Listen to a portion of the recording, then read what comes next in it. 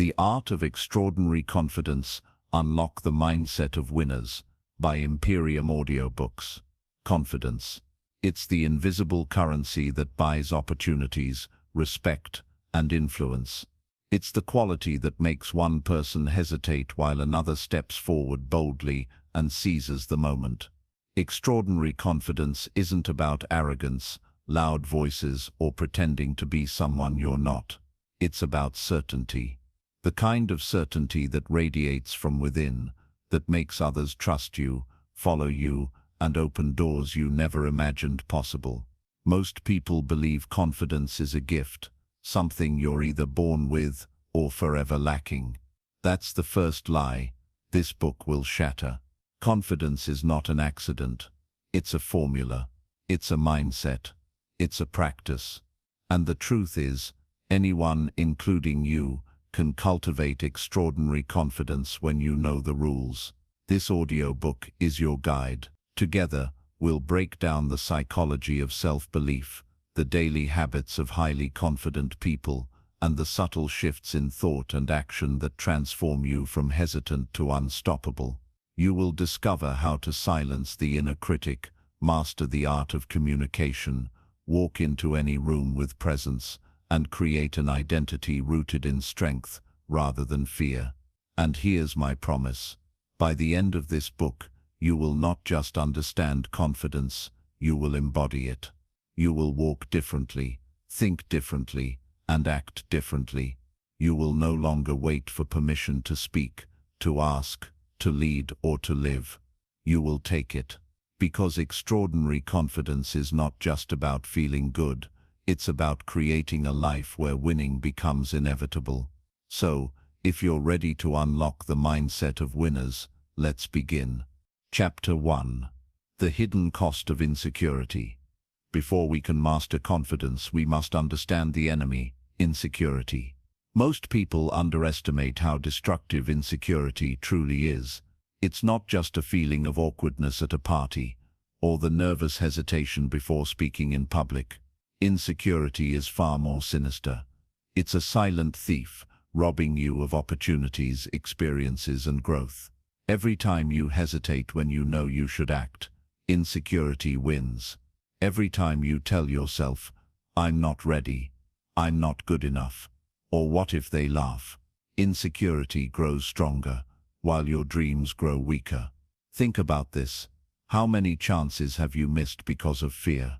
That person you wanted to approach, the idea you wanted to pitch, the skill you wanted to learn but told yourself it was too late.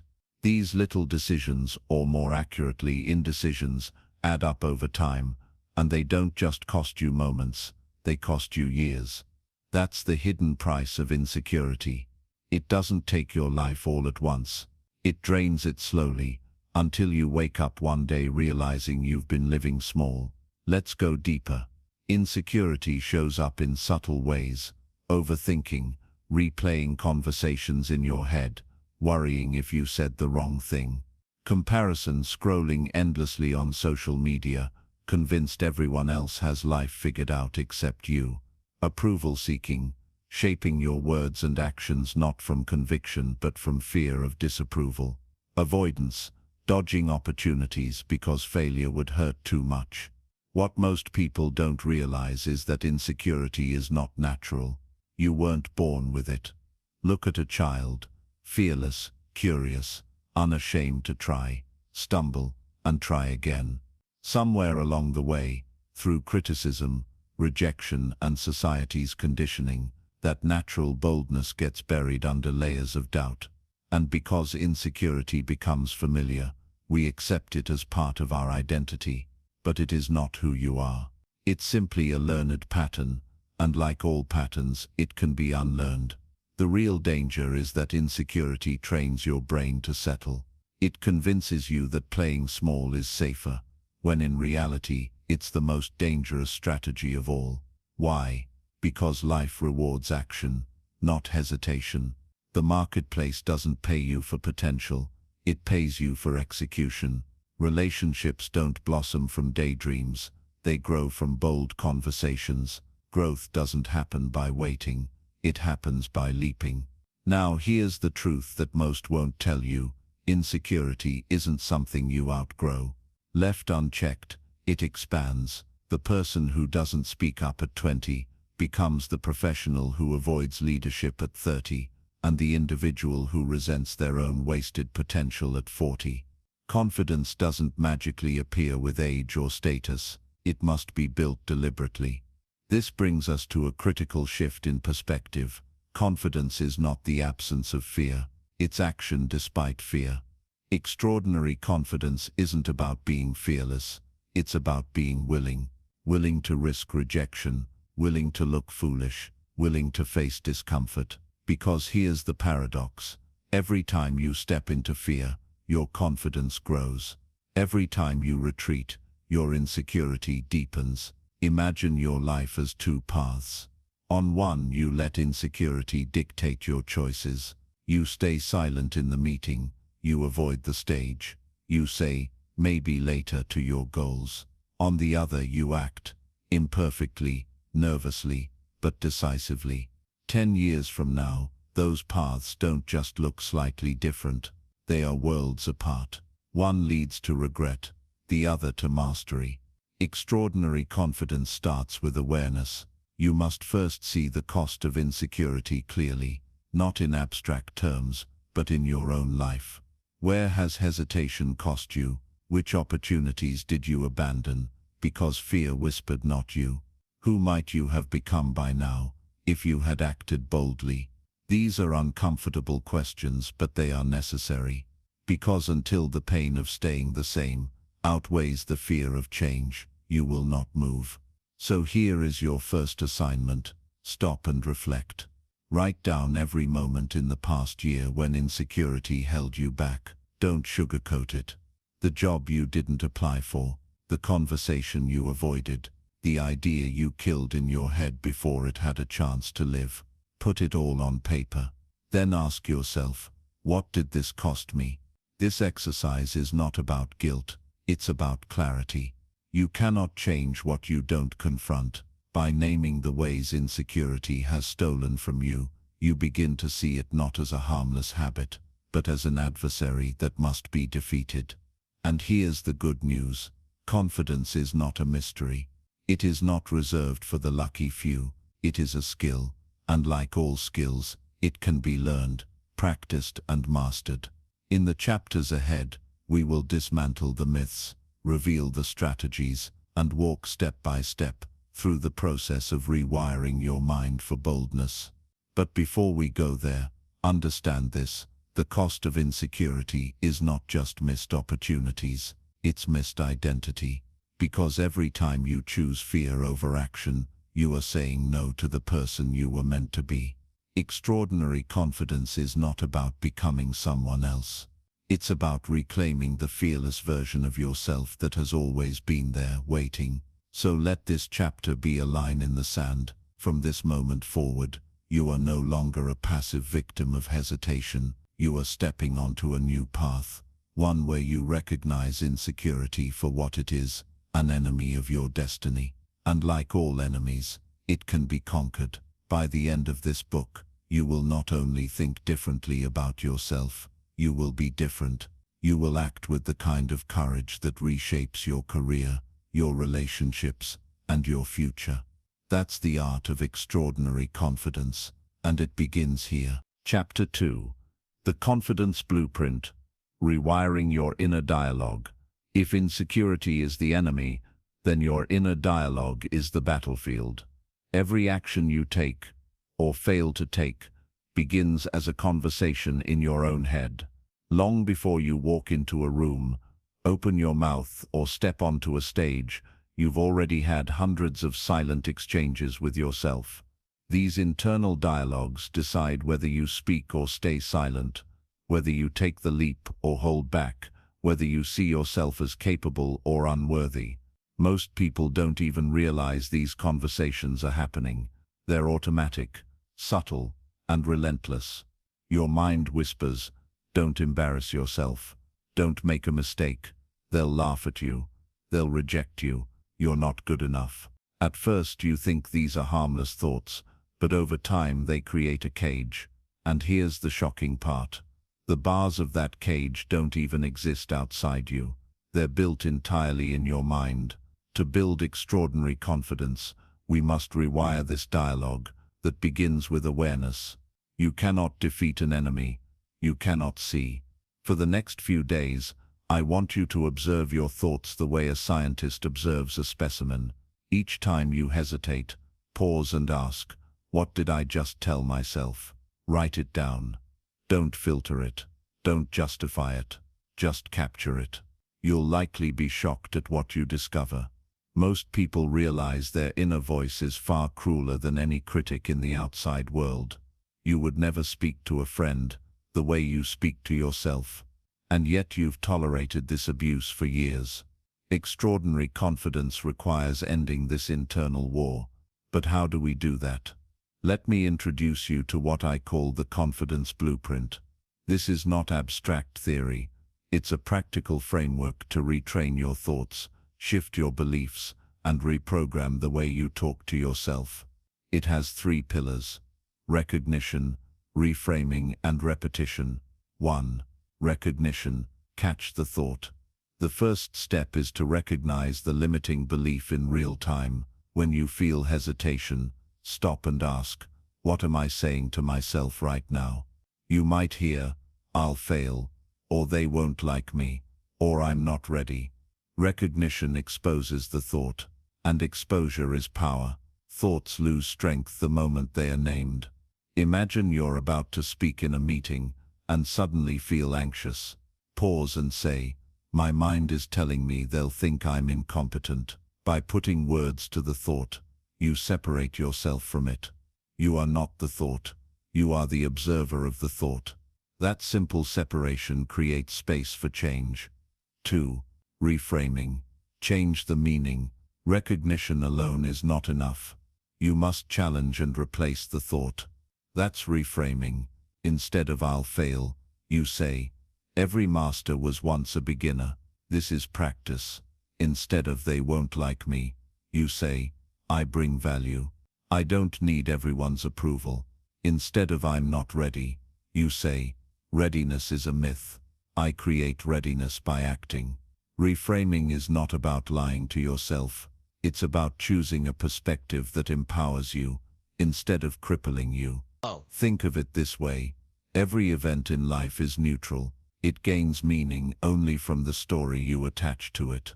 Reframing allows you to rewrite the story. 3. Repetition. Build the muscle. Here's the secret most people miss. Changing your inner dialogue is not a one-time event. It's repetition. Just as you can't go to the gym once and expect lifelong strength, you can't reframe a thought once and expect permanent confidence. You must practice. Every day, you'll face situations that trigger insecurity. Each time is an opportunity to rehearse the blueprint. Recognize, reframe, repeat. At first it feels clumsy, then it becomes natural. Eventually it becomes automatic. That's when you know your brain has been rewired. Now, let's connect this to science. The human brain is not fixed. It's plastic. This means your neural pathways, the wiring of your thoughts, can change through repeated practice. When you repeatedly entertain thoughts of doubt, those pathways grow stronger.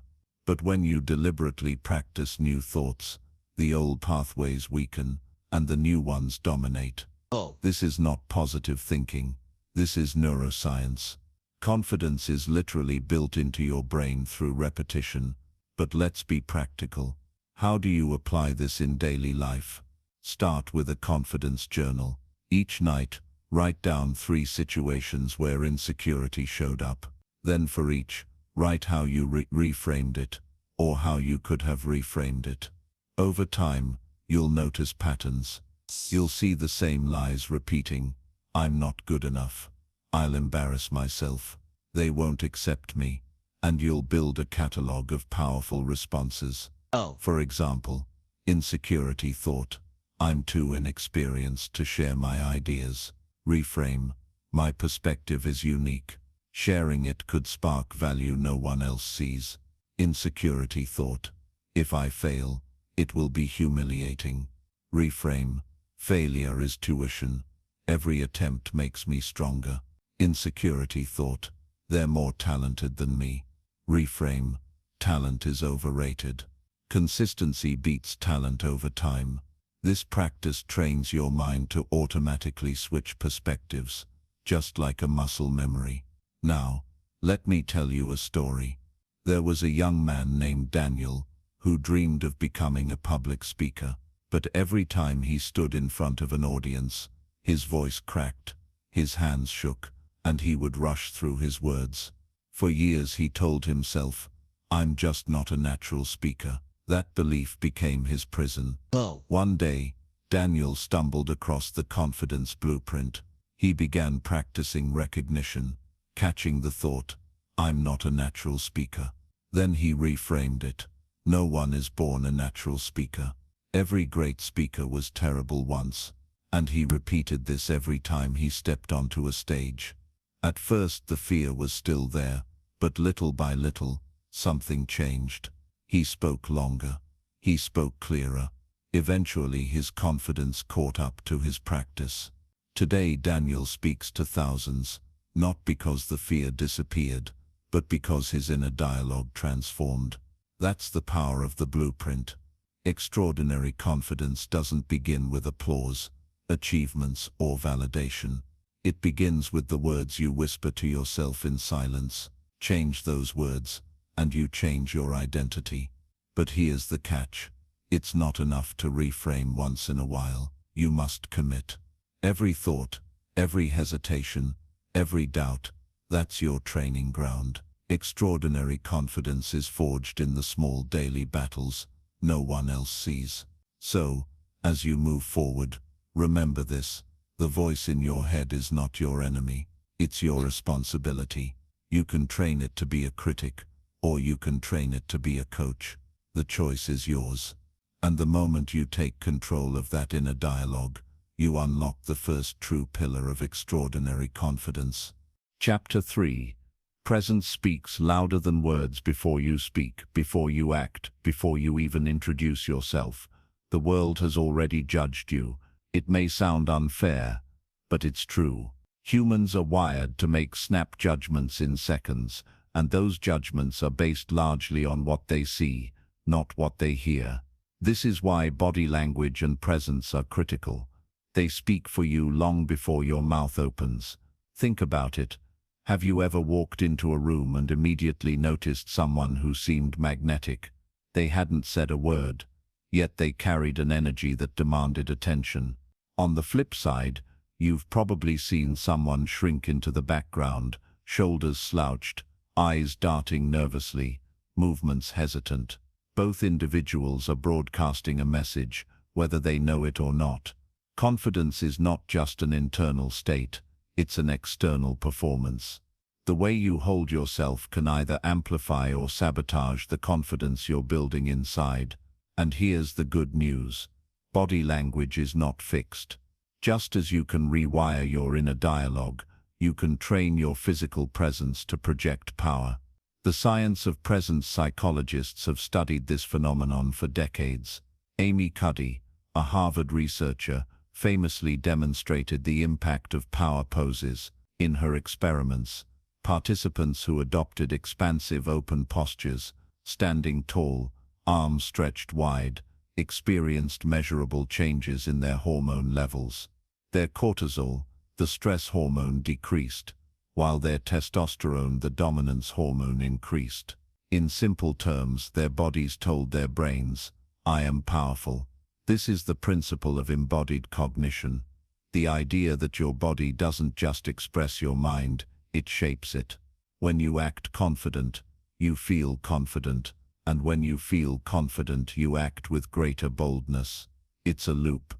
Presence creates confidence, and confidence reinforces presence. The posture of winners. So, how do winners stand, move, and carry themselves? Let's break it down. The spine. Confidence starts at the core. Stand tall, shoulders back, chest open.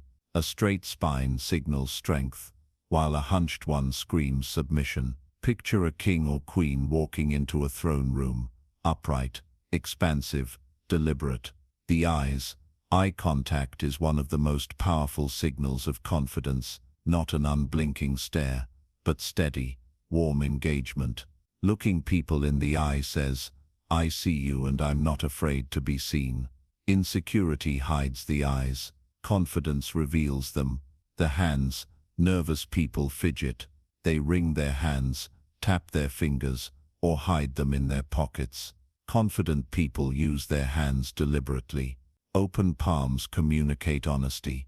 Controlled gestures emphasize points. Stillness conveys composure. The voice. Yes, even your voice is part of body language. A confident voice is calm, steady, and paced. It doesn't rush, because it knows it deserves attention.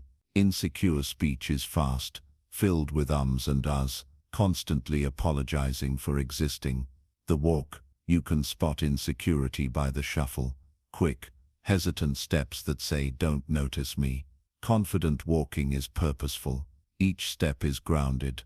The pace is neither hurried nor lazy, but intentional. A confident walk announces, "I belong here." Now, let's be clear. None of this means pretending to be someone you're not. It's about aligning your external presence with the confidence you're cultivating internally. If your inner voice says, "I am enough," your body should echo it. The silent saboteurs. Just as strong body language builds confidence, weak body language destroys it. Watch for these silent saboteurs. Crossed arms signals defensiveness or discomfort. Slouched shoulders communicates defeat. Avoiding eye contact conveys fear or dishonesty. Constant fidgeting broadcasts nervous energy. The danger is that these habits become unconscious. You may not even realize you're shrinking yourself physically. This is why awareness is the first step. Record yourself speaking. Watch your posture in the mirror. Ask trusted friends for feedback. What does your body say before your mouth speaks? Practicing presence.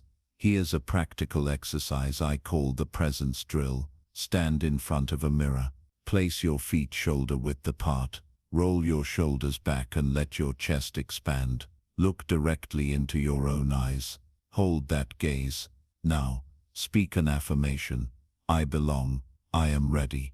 I am enough. Do this daily. At first it will feel awkward, but over time you will notice something shift. You'll walk differently, enter rooms differently, and people will respond differently. That's the compound effect of presence. Another exercise, practice the 2-second rule. Each time you greet someone, hold eye contact for 2 seconds longer than feels natural. Just 2 seconds. This tiny stretch communicates poise, courage and respect. It's a micro-dose of extraordinary confidence. Real-world application. Imagine you're about to walk into a high-stakes job interview. Most people obsess over the right words, the perfect answers. But before you say a word, your presence is speaking. If you walk in slouched, avoiding eye contact, fiddling with your phone, the interviewer's brains make snap judgments. Nervous, unprepared, unfit. But if you walk in upright, eyes steady, handshake firm, voice calm, the message is immediate. Competent, trustworthy leader. Or consider social situations. At a party, you can either melt into the background or magnetize people toward you. The difference is presence. Confidence attracts attention, and attention creates opportunity, whether in careers, relationships, or influence. The deeper truth. Here's the deeper truth. Presence isn't just for others, it's for you. When you command your body, you command your state. When you stand tall, you breathe easier. When you make eye contact, you remind yourself you're worthy of connection. When you walk with purpose, you remind yourself you're going somewhere. Presence is not a mask. It's a physical rehearsal of the person you're becoming. And remember, extraordinary confidence is not about eliminating fear. You may still feel nervous. Your palms may still sweat. Your heart may still race. That's okay. Presence is not about pretending those feelings don't exist. It's about showing up powerfully anyway. Your body becomes the anchor that steadies your mind. So the next time you step into a room, remember this: you are already speaking. Before the first word leaves your lips, your body has told a story. Make sure it's the story of strength, certainty, and belonging, because confidence isn't only heard, it's seen, it's felt, and when you master presence, you master the art of speaking without saying a word. Chapter 4. Confidence and the Courage to Fail. If there is one thing that separates the truly confident from the merely hopeful, it is how they handle failure. Ordinary people treat failure like a dead end. Winners treat failure like a detour. The difference is not the size of the obstacle, but the size of the mindset facing it. When most people think of confidence, they imagine fearlessness, someone who never doubts, never hesitates, never feels nervous. But that's a myth. Confidence is not the absence of fear. It is the decision to move forward despite fear. It is courage in motion. The hidden role of rejection. Rejection is the universal fear. From childhood, we are wired to crave acceptance, from parents, from peers, from society. When someone says no, when a door closes, when we're left out, it feels like a wound to the deepest part of our identity. This is why rejection stings so much. It doesn't just deny our request, it threatens our sense of worth. But here's the truth. Rejection is not a reflection of your value. It is simply data. It is feedback that one particular door did not open, not that every door will remain closed. The confident person interprets rejection as information. The insecure person interprets rejection as condemnation. Winners understand this distinction. They don't take rejection personally. They take it as part of the process. Every no is simply a step toward the eventual yes. Reframing failure. Thomas Edison failed over 1,000 times before inventing the light bulb. When asked how he endured, he replied, "I have not failed. I've just found 1,000 ways that won't work." This mindset is the very definition of confidence, the belief that setbacks are stepping stones, not tombstones. Failure is not the opposite of success. It is the fertilizer for success. Every rejection, every setback, every closed door, every loss, they are not evidence that you're unworthy, but evidence that you are in motion. And motion always beats stagnation. Why fear shrinks confidence? When you let fear of failure dictate your choices, your world shrinks. You play it safe. You stop trying new things. You stop asking, reaching, risking. The irony is that this creates the very outcome you fear, a small, unfulfilled life. Confidence expands when you test your limits. Each time you face rejection and survive, your brain learns an invaluable lesson. I didn't die. I can handle this. That lesson builds resilience, and resilience fuels confidence. Think of confidence like a muscle. Avoid failure, and the muscle weakens. Embrace failure, and the muscle grows.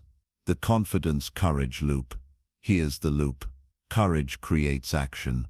Action leads to results, sometimes success, sometimes failure.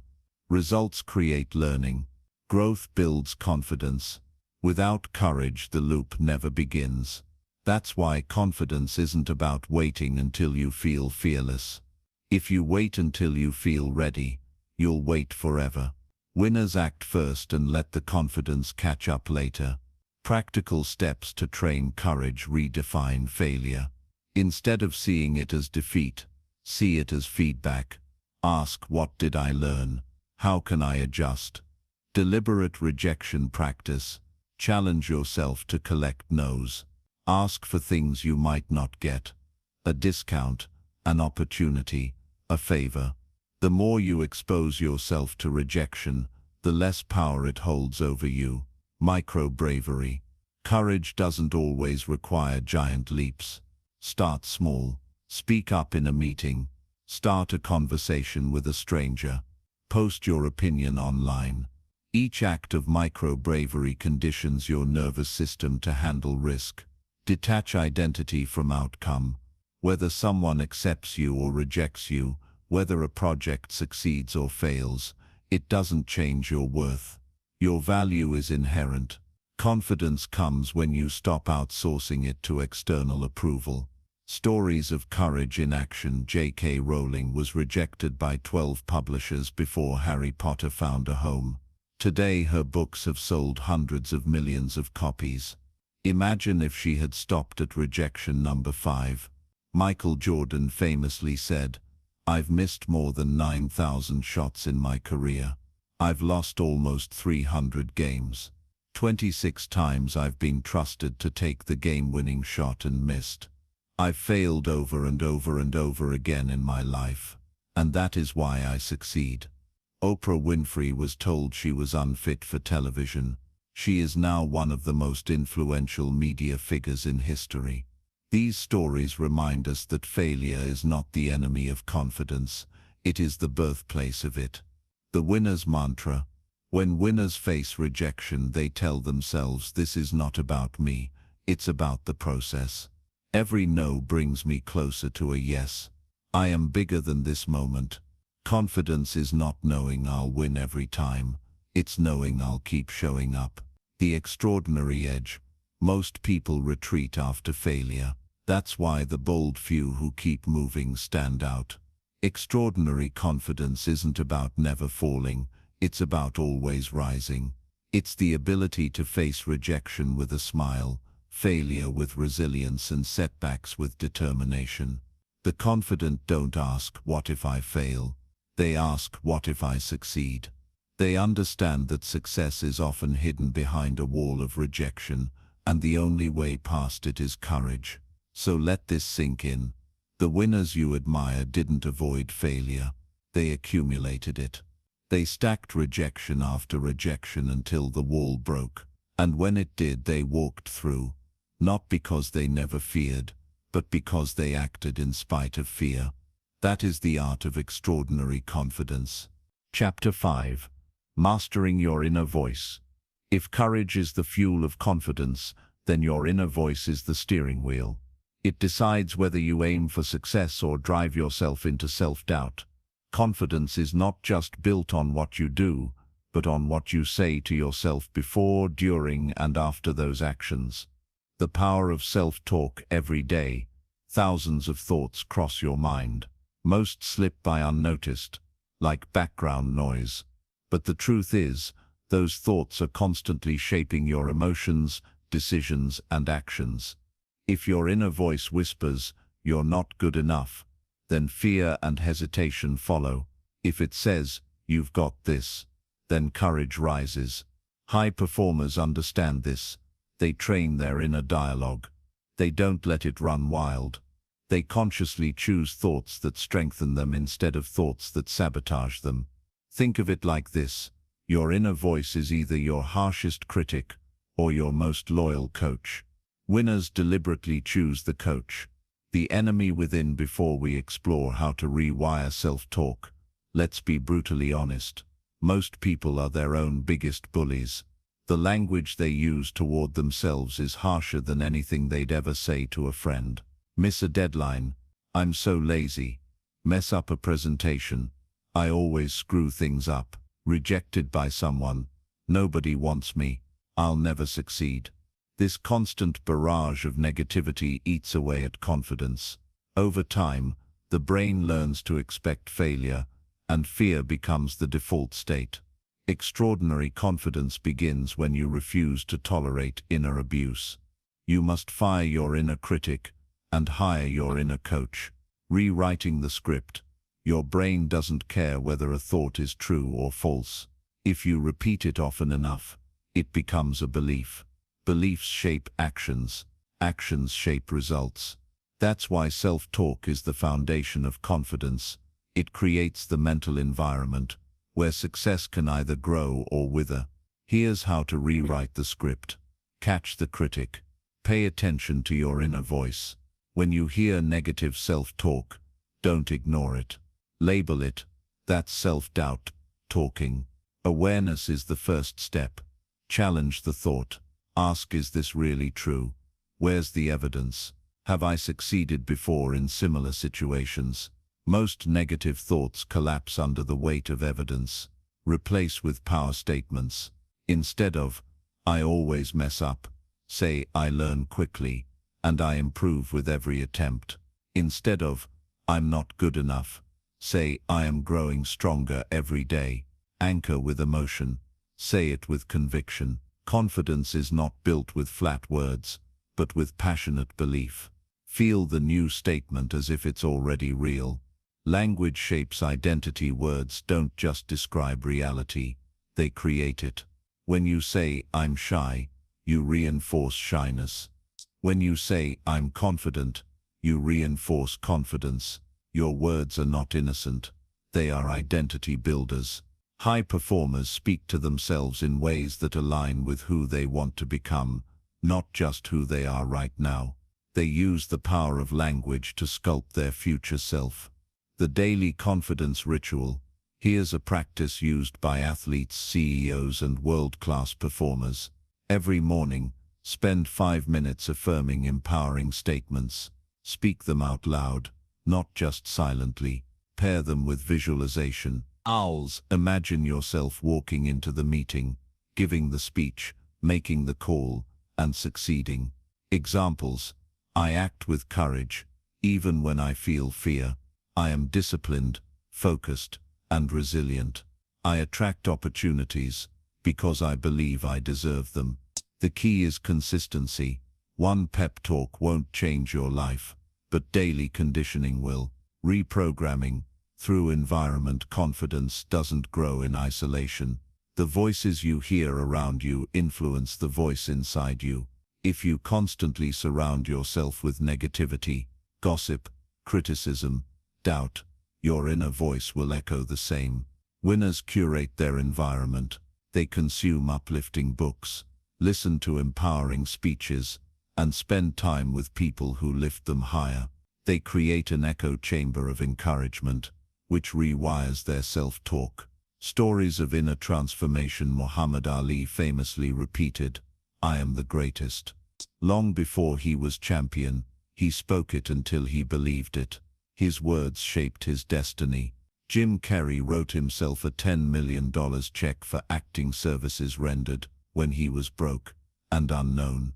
He visualized it, spoke it, and years later, he cashed it for real. Serena Williams uses mantras before every match, words that anchor her into confidence and strength. Their achievements were fueled not only by talent, but by relentless mastery of self-talk. From doubt to domination. Imagine you're about to step into a room full of people, ready to pitch your idea. Your heart races, your palms sweat, your critic whispers, you're going to blow it. But instead of listening, you counter with your trained inner coach. I've prepared for this, I have something valuable to share. They will respect my confidence. That one shift changes everything. Your body language adjusts. Your tone strengthens. Your presence commands attention. That's the extraordinary power of mastering your inner voice. Final note on self-talk. Confidence is not built by waiting for the world to validate you. It is built by becoming your own source of validation. The world cannot consistently lift you if your inner voice is tearing you down. But if your inner voice is strong, even the harshest rejection cannot break you. Winners think differently because they talk to themselves differently. They cultivate a voice that builds them up, fuels their courage, and keeps them moving when others would quit. Chapter 6. Action, the bridge between confidence and results. Confidence without action is nothing more than a pleasant feeling. Real confidence, extraordinary confidence, is proven in motion. You can think bold thoughts, speak powerful affirmations, and imagine success all day long, but if you do not step forward, nothing changes. Action is where the world finally meets your confidence. Why action defines confidence. Think of the most confident people you know. They may not have all the answers. They may not even feel fearless all the time, but they move. They take the call, raise their hand, start the project, ask the question. Their confidence is not in being perfect. It is in their willingness to act despite uncertainty. True confidence isn't about eliminating fear. It's about taking action in the presence of fear. Every single step you take teaches your brain a powerful lesson. I can do this. I am capable. I don't need permission. This is how confidence compounds. The paralysis of overthinking. The number one killer of confidence is hesitation. Overthinking magnifies fear. When you delay action, your mind fills the space with doubt, excuses, and imaginary disasters. You've probably experienced this. The longer you wait to make the call, approach the person, or hit publish, the heavier it feels. But winners know the cure: speed. They shorten the gap between thought and action. They move before the fear has time to grow. That's why confident people seem unstoppable, not because they are braver than everyone else, but because they refuse to sit in hesitation. The confidence-action feedback loop. Here's the secret formula. Action builds confidence. Confidence fuels more action. When you act, you prove to yourself that you can handle discomfort. That proof makes you more confident, which makes it easier to take the next action. Over time, this loop turns ordinary people into extraordinary performers. Think about learning to ride a bike. At first you wobbled, fell, maybe even got scraped. But each attempt gave you proof you were improving. Soon you were riding without thinking. Confidence was born not in reading about bicycles but in climbing on and pedaling. Life works the same way. Micro-actions, massive momentum. One of the biggest misconceptions about confidence is that it comes from huge, life-changing moves. In reality, it's built through micro-actions, small, consistent steps that add up to massive momentum. Speaking up once in a meeting, making one sales call, going to the gym for 10 minutes, asking one person for feedback. Each small action trains your brain. I move. I don't freeze. I act. Over time, this creates a powerful identity, that of someone who takes action no matter how they feel. Confidence through rejection. Here's a truth that shocks many people. Rejection is not the enemy of confidence. It is its training ground. When you act and fail, or act and get rejected, your brain learns a new lesson. I survived. The fear of rejection is often worse than the rejection itself. By facing it repeatedly, you desensitize yourself. What once felt terrifying becomes normal. That's why the most confident salespeople, leaders, and performers are not the ones who avoided rejection, but the ones who collected it. They see every no as a step closer to yes, every failure as data for the next attempt. The rule of imperfect action. One of the greatest habits of high performers is this: they act before they feel ready. They launch the product, give the speech, or start the conversation while still imperfect. Waiting for perfect confidence is like waiting for the ocean to stop moving before you swim. It will never happen. Confident people embrace imperfect action. They understand that clarity and mastery come through movement, not before it. By acting, they create feedback, growth, and momentum, building the habit of daily action. If you want extraordinary confidence, create a daily rhythm of decisive action. Try this framework. Identify the needle movers. Every day, choose 1-3 actions that truly push your goals forward. Commit publicly. Tell someone you will do them. Accountability multiplies action. Use the 2-minute rule. If an action takes less than 2 minutes, do it immediately. No hesitation. Celebrate completion. Every finished action deserves recognition. It tells your brain, I did it. I'm capable. Stories of action-fueled confidence. Richard Branson once said, if someone offers you an amazing opportunity and you're not sure you can do it, say yes, then learn how to do it later. His empire was built on seizing opportunities quickly, even when unprepared. Sarah Blakely, founder of Spanx, turned rejection into fuel. She pitched her idea dozens of times, got turned down repeatedly, but acted relentlessly, until she built $1 billion brand. Elon Musk risked almost everything on Tesla and SpaceX, acting boldly where others hesitated. His confidence wasn't in guaranteed success, but in his ability to learn, adapt, and keep moving. From theory to practice. Here's a challenge. For the next week, pick one thing you've been avoiding, and take action on it daily. It could be making the call, hitting publish, or going to the gym. Track how you feel after each action. You'll notice something powerful. Fear shrinks, and confidence grows. The truth about extraordinary confidence. Extraordinary confidence is not the absence of doubt. It is the mastery of action in the face of doubt. The people you admire are not fearless. They are simply action takers. They live by a simple rule: do it now. And when you live this way, something magical happens. The world begins to trust you, because you trust yourself. Opportunities appear, because you create them. And your confidence becomes unshakable, not because you never fall, but because you always move forward. Chapter 7. Presence. Owning the room without saying a word. There is a kind of confidence that speaks louder than any words. It's in the way you stand, the way you walk, the way your energy fills a space. People notice it before you've even introduced yourself. This is called presence, and it's one of the most magnetic qualities of extraordinary confidence. Presence is not about being the loudest person in the room or constantly drawing attention. In fact, true presence often has a quiet power. It's the unshakable aura that communicates, I belong here, I am enough, I am worth listening to. The psychology of presence. Humans are wired to read body language long before they process words. Within seconds of seeing you, people make unconscious judgments about your confidence, competence, and leadership potential. Research shows that up to 70% of communication is nonverbal. That means your presence speaks before you ever do. Presence is not just posture or tone. It's an inner state projected outward. If you feel small, you will appear small. If you feel powerful, that power radiates naturally.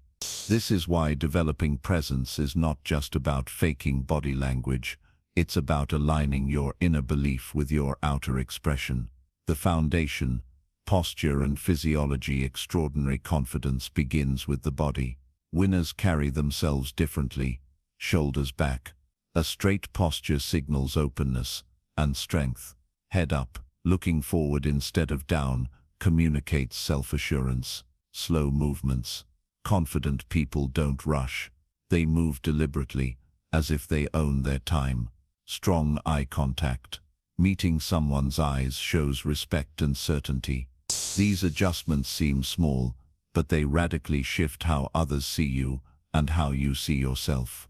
In fact, research from Amy Cuddy at Harvard demonstrated that power poses can increase feelings of confidence by altering your body chemistry. Your physiology shapes your psychology. Energy over words. Presence is less about what you say and more about how you are. People can sense energy. They know when you're nervous, when you're desperate, or when you're grounded and certain. Ever walked into a room and instantly noticed someone who seemed magnetic without even speaking? That's energy. It comes from a calm but focused inner state. You build this energy through practice, breathing deeply, calming your mind, and entering situations with intention. Before walking into a meeting or event, ask yourself, what do I want people to feel when they see me? Then embody that energy before you speak a single word. Silence as a weapon. Confident people are not afraid of silence. They don't rush to fill every pause. Instead, they use silence as a tool, a way to command attention, to let words land, to show they are in control. Think of great leaders and speakers. They pause, they hold eye contact, they let others lean into the silence. This subtle skill transforms presence from average to extraordinary. Dressing the part, like it or not. Appearance affects perception. Dressing well doesn't mean wearing the most expensive clothes. It means being intentional. Clothes send signals: competence, self-respect, authority. Winners know this and use it strategically. Ask yourself, does what I'm wearing reflect the confident, powerful person I am becoming? If not, adjust. The outside should align with the inside. The inner work of presence is not just external, it's internal alignment. People can sense authenticity. If your body language says confident but your inner voice says I'm a fraud, the energy will not match. True presence requires belief. That's why building extraordinary confidence is an inside-out process. The self-talk, the habits, the courage, all of it culminates in presence. Presence is the visible proof of your inner work. Everyday practice to strengthen presence. Try this daily routine. Stand tall for 2 minutes. Shoulders back. Deep breaths. Expansive posture. Feel the shift in your energy. Visualize walking into a room with power. Imagine people noticing your calm confidence. Practice eye contact. With strangers, hold eye contact for 1 extra second. Communicate certainty without words. Slow down. Speak slower. Move slower. Rushing signals insecurity. Calm signals control. Presence in high-stakes moments. Presence is tested most in critical moments. Job interviews, negotiations, presentations, social events. In those moments, nervousness is natural. But here's the secret. Focus outward, not inward. Instead of worrying, what will they think of me? Shift to how can I make them feel respected, heard, and inspired. This outward focus instantly reduces self-consciousness and amplifies presence. People remember how you made them feel, not whether you were perfect. Case studies in presence. Barack Obama. His speeches weren't just powerful because of words, but because of pacing, calm energy, and controlled pauses. He owned silence. Oprah Winfrey. Her presence comes from deep listening. People feel she sees them, values them, respects them. That's presence at its highest form. Denzel Washington. Even in interviews, his posture, tone, and deliberate words radiate authority. He doesn't rush, and that calmness commands attention. Final word on presence. Presence is confidence made visible. It's the quiet but powerful statement, I belong here. You don't need to shout, boast, or overcompensate. Extraordinary confidence is felt through the way you stand, move, breathe, and connect. When you master presence, doors open before you knock. People listen before you ask, and opportunities flow because the world can see, without a doubt, that you are someone worth following. Chapter 8. Resilience. Bouncing back stronger after every setback. Confidence is not built in comfort. It is forged in the fire of adversity. In the moments when life knocks you down and you're forced to choose whether to stay down or rise again. If there is one trait that separates winners from everyone else, it is resilience. Resilience is the art of bouncing back, but not just returning to where you were before. True resilience means returning stronger, wiser, and sharper than you were before the setback. Extraordinary confidence is not the absence of failure. It's the refusal to let failure define you. Why setbacks are necessary. Every person you admire, every great athlete, entrepreneur, or leader, has failed more times than most people have even tried. Michael Jordan missed more shots than he made. Steve Jobs was fired from his own company before returning to revolutionize the industry. Oprah Winfrey was told she wasn't fit for television. The difference is simple. Losers see failure as the end. Winners see failure as the lesson. Setbacks are not roadblocks. They are feedback. They point out weaknesses, gaps, and areas for growth. Resilience transforms setbacks into stepping stones. The psychology of bouncing back. When adversity hits, the first battle is not external. It's internal. The mind begins to spiral. Why me? Why now? What if I never recover? Left unchecked, These thoughts create paralysis. Resilient people intercept that spiral. They ask different questions. What can I learn from this? How can I turn this into an advantage? What would the strongest version of me do right now? These questions shift the brain from victimhood to possibility. Instead of drowning in why, they focus on what's next. Reframing failure.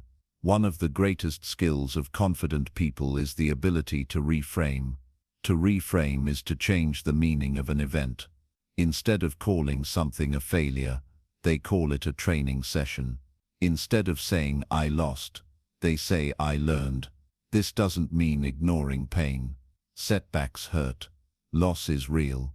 But resilience allows you to feel the pain without becoming the pain. Winners process the emotion, then redirect it into action. The bounce-back formula. There is a repeatable process for resilience. Think of it as the bounce-back formula. Pause. Don't react immediately. Breathe. Calm your nervous system. Process. Acknowledge the disappointment.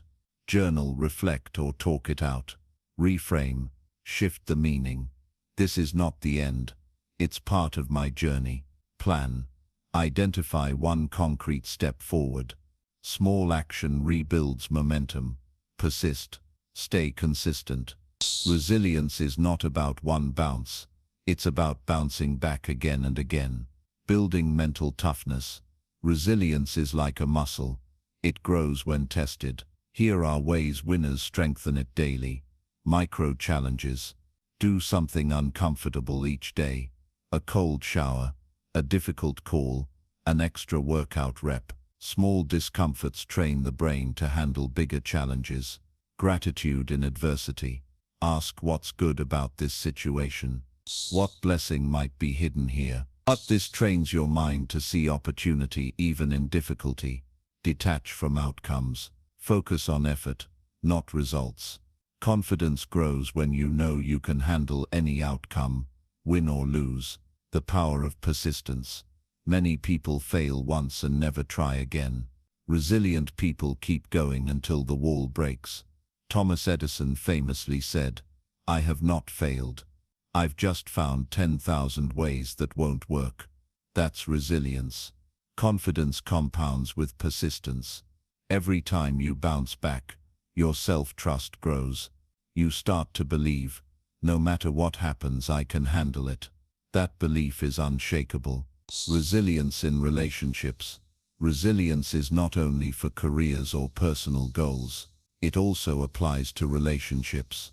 Rejection, betrayal, or heartbreak can crush self-esteem if you let it. But confident people understand that rejection is redirection. The wrong person leaving creates space for the right one. Instead of asking, why wasn't I enough?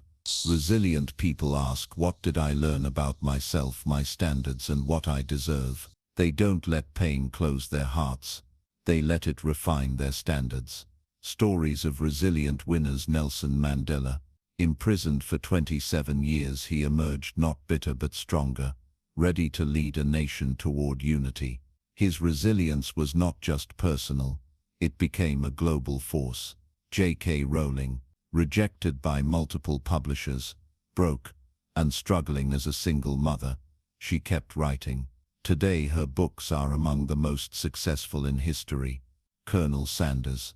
At age 65, after countless rejections, he finally convinced someone to franchise his fried chicken recipe. Today KFC is a global brand. These stories prove one truth. Resilience doesn't just bounce back, it breaks through. The resilient mindset. To embody resilience, repeat this mantra: I am not defined by setbacks. I am defined by my comebacks. This mindset changes everything. With resilience, nothing is final until you decide it is. Every loss is temporary.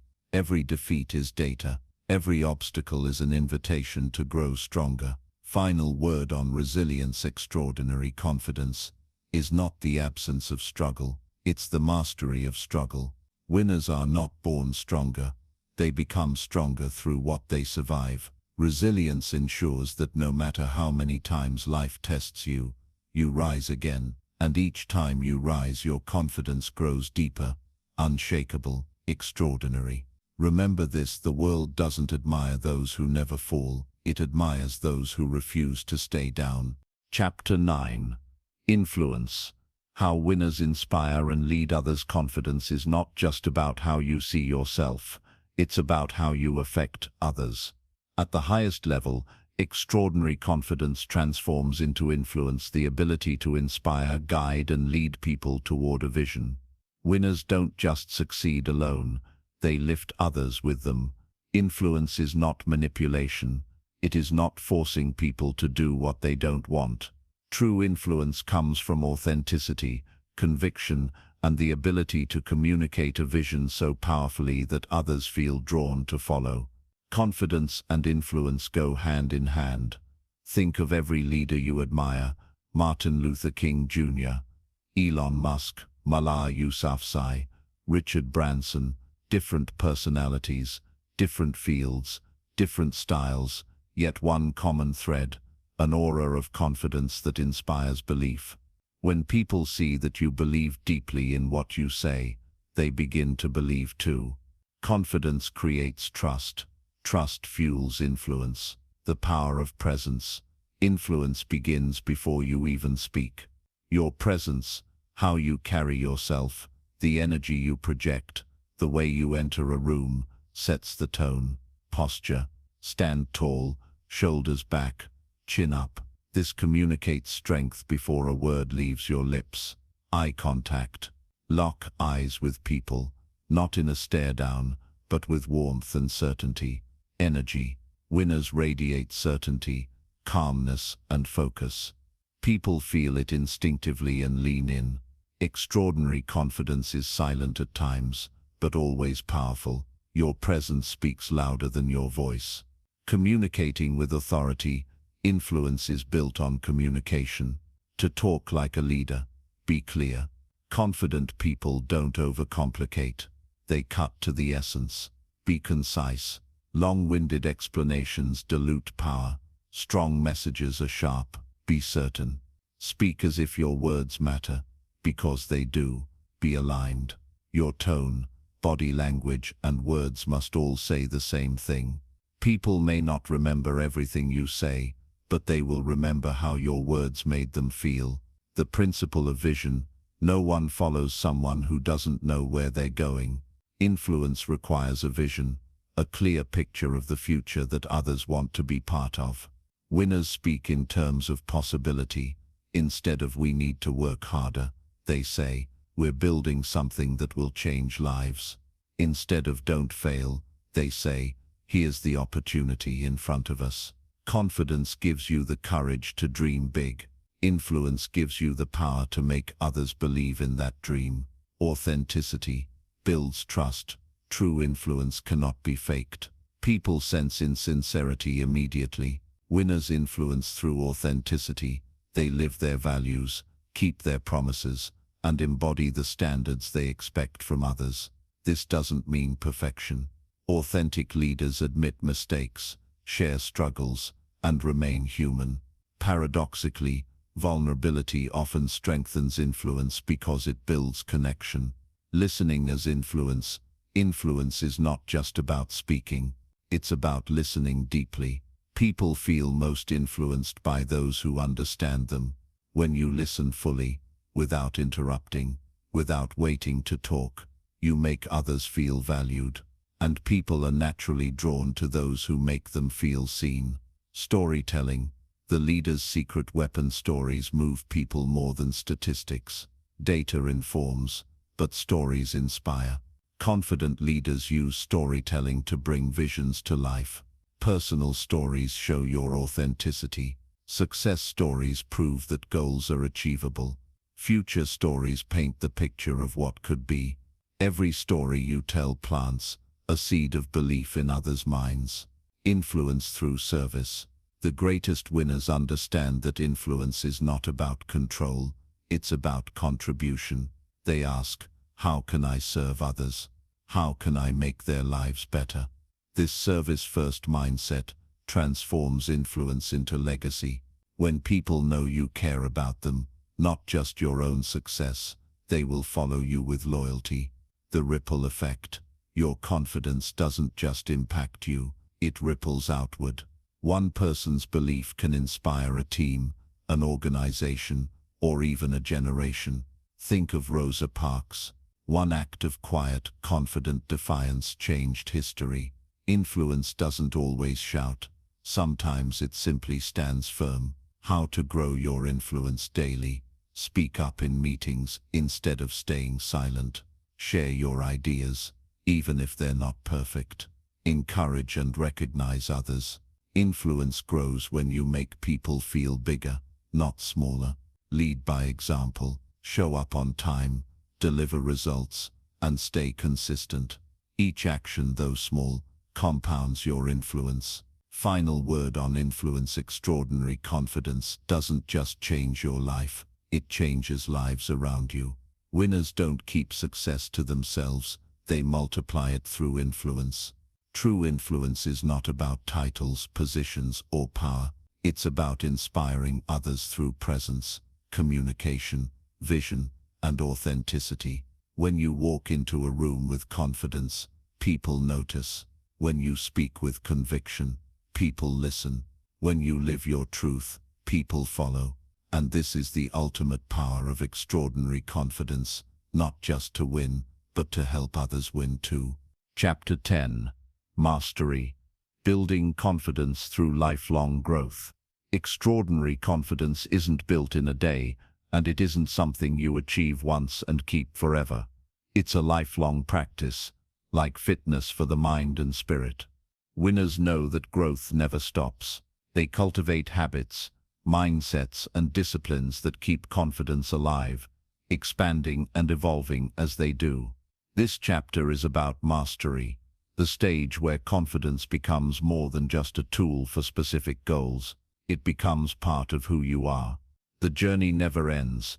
Think of confidence as a muscle. You don't go to the gym for 3 months, build strength, and then never return.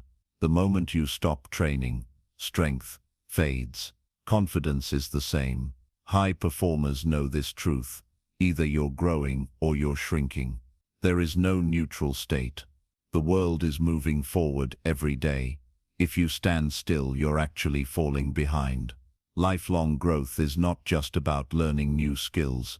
It's about refining your mindset, raising your standards, and constantly stretching beyond what feels comfortable. The growth mindset at work. Psychologist Carol Dweck's research on growth mindset reveals something powerful.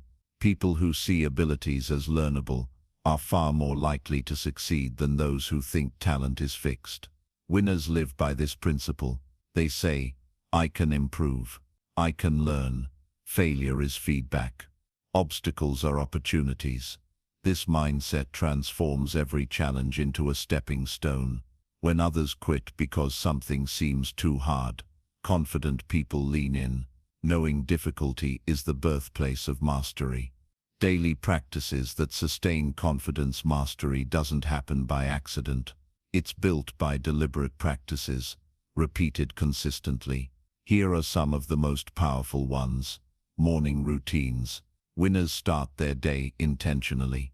Whether it's exercise, meditation, journaling, or affirmations, they prime their mind before the world distracts them. Continuous learning. Books, audiobooks, mentors, courses. Confident people feed their minds daily.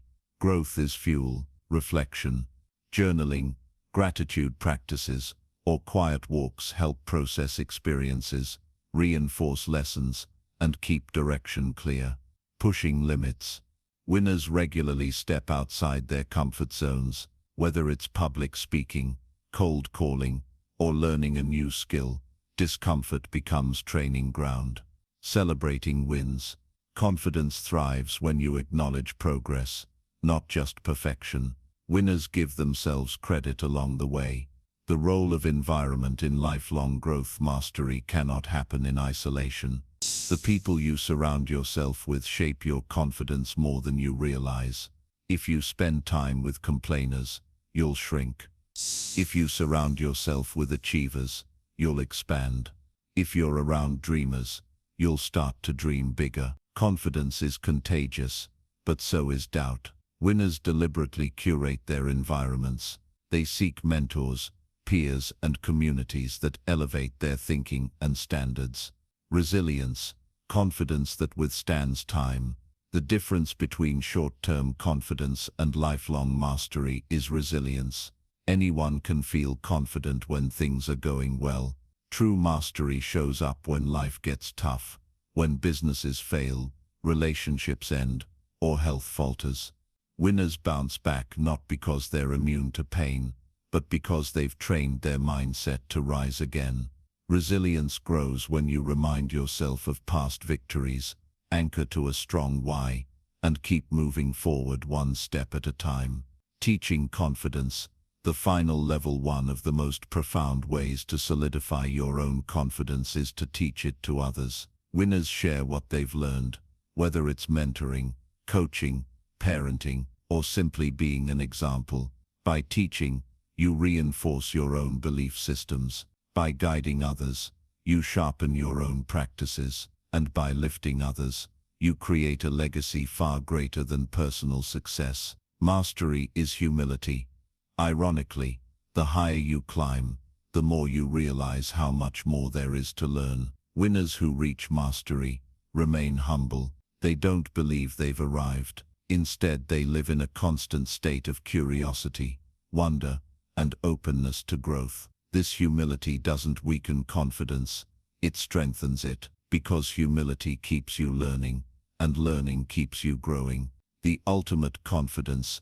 At the end of this journey, what does extraordinary confidence truly mean? It is not arrogance, it is not loudness, it is not pretending to be perfect. It is quiet, unshakable belief in your own worth and ability. It is the courage to step forward when others hold back. It is the commitment to grow for a lifetime, and to bring others with you along the way. Confidence, at its peak, is freedom. Freedom from fear, from doubt, from the chains of what others think. And with that freedom, you unlock the ability to live boldly, lead powerfully, and win consistently. Closing word. You now hold the blueprint of extraordinary confidence. The steps, the mindsets, the habits, the practices, all are here, but they mean nothing unless you act. By the end of this book, as promised, you should not only understand what confidence is but know how to apply it daily, in your work, in your relationships, in your vision for life. The winners you admire are not special. They simply mastered what you are now learning. So commit today. Focus on growth. Speak with conviction. Live authentically. Serve others. And most of all, keep building your confidence until it becomes unshakable. Because once you have extraordinary confidence, there is no limit to what you can achieve. This has been The Art of Extraordinary Confidence. Unlock the Mindset of Winners. Brought to you by Imperium Audiobooks. If you found value in this journey, make sure to subscribe so you never miss more life-changing audiobooks. Together, we'll keep growing, keep winning, and keep unlocking the very best version of you.